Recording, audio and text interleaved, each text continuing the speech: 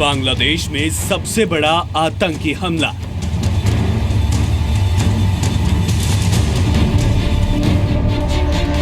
ढाका की एक बेकरी में घुसे आतंकी।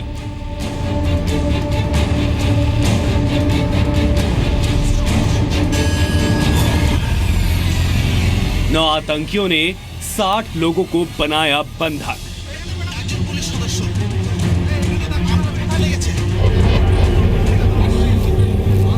बंधकों में 17 विदेशी भी शामिल।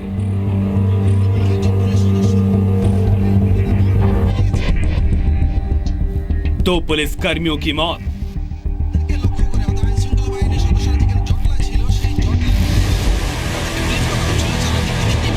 आतंकी हमले के पीछे आईएसआईएस।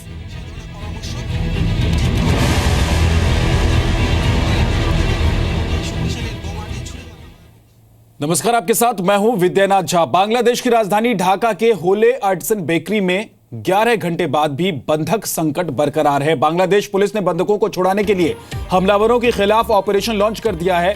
होले आर्टिसन बेकरी रेस्टोरेंट से गोलियों और धमाके की आवाज आ रही है। न्यूज एजेंसी एएनआई के मुताबिक करीब 7:15 बजे हुई कमांडो कार्रवाई में 7 लोगों को आजाद करा लिया गया है। इसमें एक विदेशी नागरिक भी शामिल है। कल रात बांग्लादेश के समय के मुताबिक रात 9:20 पर 9 बंदूकधारी ढाका के गुलशन डिप्लोमेटिक जोन में मौजूद इस बेकरी में घुस गए थे और उन्होंने करीब 20 लोगों को बंधक बना लिया। इसमें 17 विदेशी नागरिक भी शामिल है। लोकल मीडिया रिपोर्ट के मुताबिक बंधकों में एक भारतीय लड़की भी शामिल है, जिसके पिता लगातार उसे छुड़ाने की कोशिश कर रहे हैं। एक ड्राइवर के मुताबिक बंधकों में 5 जापानीज हैं। बांग्लादेश में इटली के राजदूत मारियो पालमेर ने दावा किया है कि इटली के 7 लोग बंधकों में शामिल हैं। भारतीय हाई कमिश्नर की तरफ से भी इस हालात पर नजर बनाए जाने की जानकारी है। विदेश मंत्रालय के मुताबिक सभी भारतीय अधिकारी सुरक्षित हैं। ढाका में इस हमले के बाद दुनिया भर में अलर्ट जारी कर दिया गया है। दुनिया भर के कई देश अलर्ट पर हैं। कोलकाता में बांग्लादेश के डेप्यूटी कमीशन में सुरक्षा बढ़ा दी गई है। और साथ ही आपको बता दें, अमेरिकी राष्ट्रपति बराक ओबामा की नजर भी ढाका में बांग्लादेश के बंधक संकट पर है। व्हाइट हाउस के मुताबिक वो पल पल की जानकारी ले रहे हैं।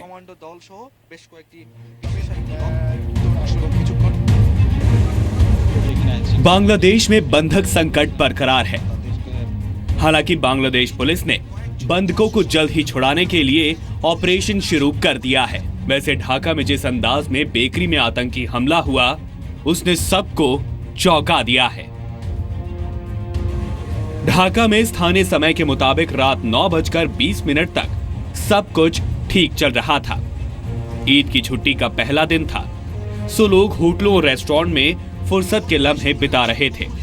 लेकिन तभी गुलशन डिप्लोमेटिक जोन में देखते ही देखते तस्वीर बदल गई।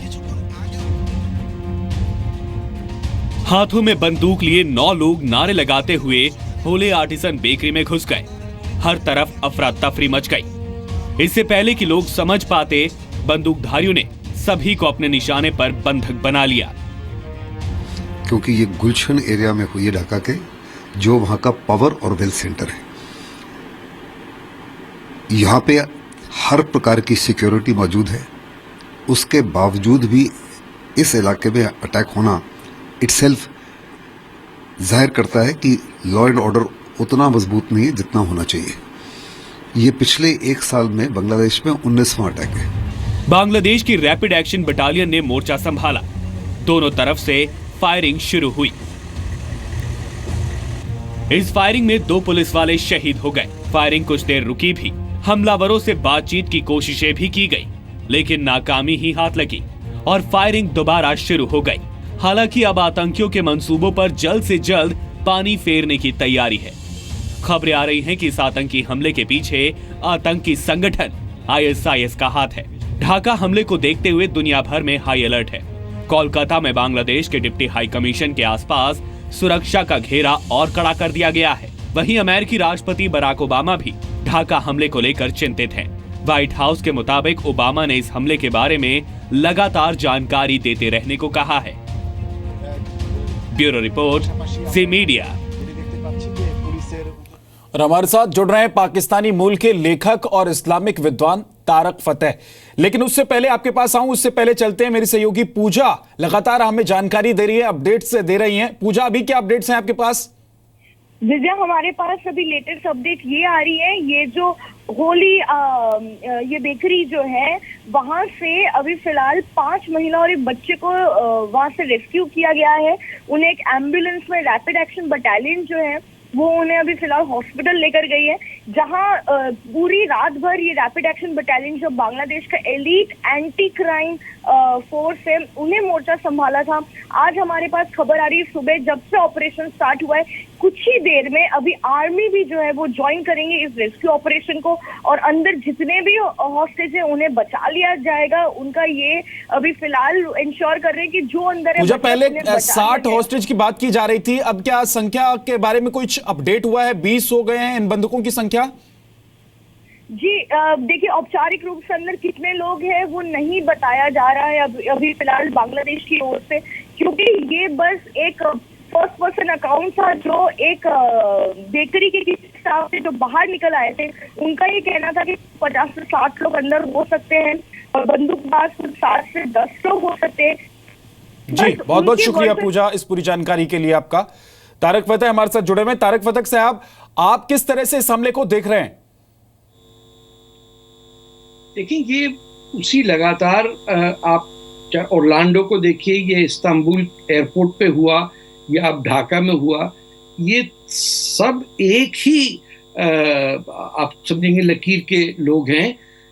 दहशतगर्दी या जिसे इस्लामिक टेररिज्म कहते हैं, ये उसी के तहत है, चाहे ये आईसिस के थ्रू हो या अलकायदा के थ्रू हो या तालिबान के थ्रू या जो भी आप नाम दें, ये पेप्सी है, ये कोक, कोई इसमें फ़र्क नहीं है, क्योंकि बुनियादी तौर पे ये कोई कम से कम 5 से 10% मुसलमान आबादी जहाँ पे भी है, वहाँ आप कुछ नौजवान और कुछ ख़वातीन औरतें भी पाएंगी जो बिल्कुल रेडिकलाइज्ड हैं, जिनका बेसिक बिलीफ है कि ज़िंदगी मौत के बाद शुरू होती है। जी। अब उसको टैकल करने के लिए ये फौजी कार्रवाई करना, ये सब बाद की बातें हैं।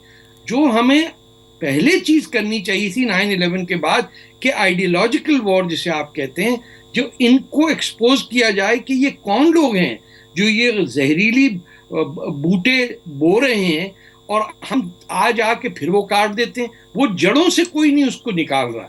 तो ये असल में आप खौफ मुझे ये है या डर ये है कि एक ना एक दिन कोई इसी किस्म का जत्था या 10-12 लोग पकड़ के कहीं पाकिस्तान के जो न्यूक्लियर वेपन्स हैं उसमें डर्टी बॉम्ब लेके कहीं किसी को ना फोड़ दें, क्योंकि उसका जो आउटकम होगा that will be catastrophic for all of us. Tarek Fatah साहब, भारत के बगल में आईएस का इतना बड़ा हमला, क्योंकि लगातार आईएस की तरफ से फोटो पोस्ट किए जा रहे हैं और लगातार वो इस हमले की जिम्मेदारी ले रहा है संगठन, भारत के लिए कितना बड़ा थ्रेट है ये?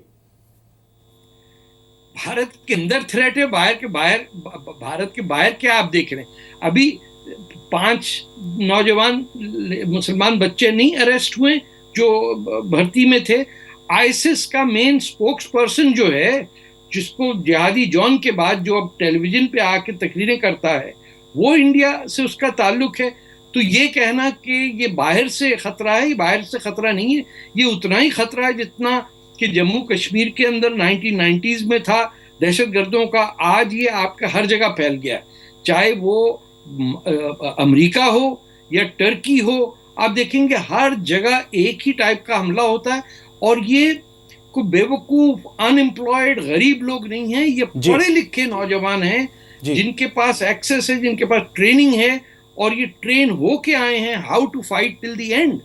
तारक फतेह साहब, आप जुड़े रहिए, एक छोटे से ब्रेक के लिए हमें रुकना पड़ रहा है, लेकिन हम अपने दर्शकों को बता दें कि बांग्लादेश की प्रधानमंत्री ने कहा था कि वो आतंकवाद और चरमपंथ को बर्दाश्त नहीं करेंगी। संसद में उन्होंने बयान दिया था और उसके बाद इतना बड़ा हमला अगर होता है तो फिर किस तरह से इस हमले को देखा